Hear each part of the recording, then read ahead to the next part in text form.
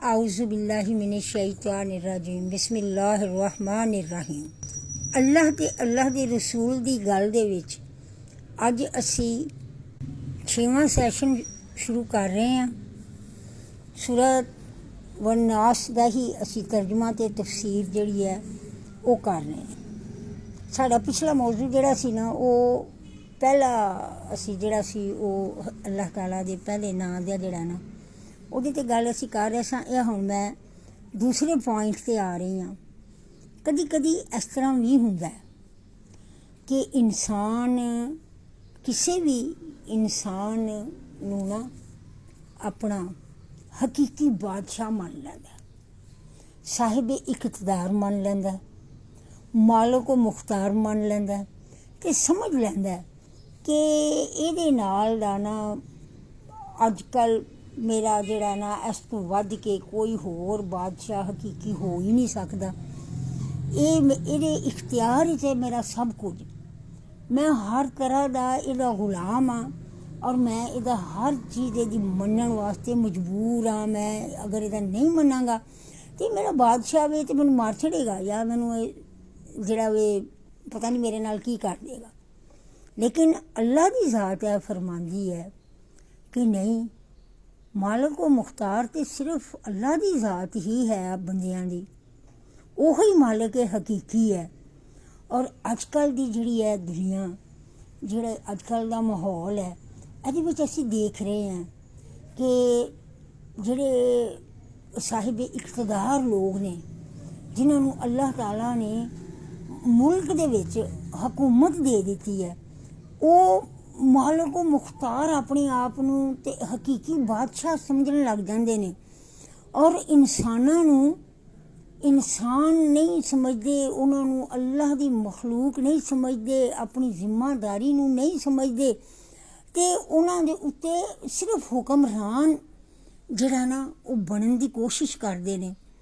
और जिहड़े उन्हां दी थले जिहड़े उन्हां दी महकूमियत च हुंदे ने, वो भी ये समझ रहे हुंदे ने कि इस साडे हकीकी जिहड़े बादशाह ने ना वो इहो ही साहिब इख्तदार ही ने। हालांकि ऐसा नहीं है। इत्थे अल्लाह की ज़ात ये फरमांदी है कि तुहाडा असल मालक जिहड़ा वे वो मालक व मुख्तार सिर्फ और सिर्फ साहिब इख्तदार अल्लाह की ज़ात है इस कायनात दी। और अल्लाह जो चाहे वो कर सकता है। अल्लाह ताला बेशुमार इन्नल्लाह अला कुल्लि शैइन कदीर, हर चीज़ ते उसकी कुदरत है, हर चीज़ च वो ताकत रखता है। ਉਹਦੇ नाल दा कोई दूजा है ही नहीं, ना कोई ਉਹਦਾ हमसर है। तो इस वास्ते सानू उस हकीकी बादशाह दे अगे अपनी सारी अकात जिहड़ी है ना ਉਹਦੇ अगे सानू जिहड़ी है ज़ाहिर करनी है।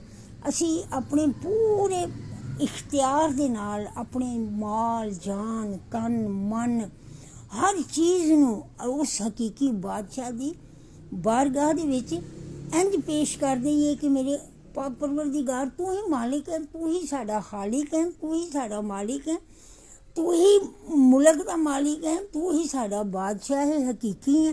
तो असी तेरे ते ईमान ले आए तो सानू तेरी ज़ात दा आसरा है। ऐ सी ना वसवसे दी दूजी किस्म जिहड़ी सी ना असी उहनूं बयान कीता। वसवसे दी तीजी किस्म जिहड़ी देखण नूं मिलदी है वो वे इंसान अपनियां बहुत सारियां ख्वाहिशात जिहड़ियां ने, तमन्नावां जिहड़ियां ने, उन्हां नूं हकीकी मकसद हयात समझ लैंदा है। यानी पूरी ज़िंदगी का मकसद है एक अच्छी शरीके हयात, यानी खूबसूरत खूबसीरत मालदार उन बीवी मिल जाए और उन अच्छी औलाद खूबसूरत वो बच्चे पुत्र ज़्यादा हो जान तो उन बड़ी प्यारी औलाद मिल जाए और दौलत माल ओदे इख्तदार ओदा और उन्होंने जिहड़ा ना मुआशरे दे विच एक जिहड़ा नुमाया मकाम मिल जाए। इसी चीज़ नूं ही वो समझदा है कि मेरी जिहड़ी है ना यह दुनिया दे विच यह मेरा मकसद हयात है, मेरी ज़िंदगी का मकसद जिहड़ा है ना वो सिर्फ ऐ वे। हालांकि एक गुमराही दे ਤਿੰਨੋਂ ਜ਼ਰੀਏ ਜਿਹੜੇ ਨੇ ਇਹ ਗੁੰਮਰਾਹੀ ਦੇ ਨੇ।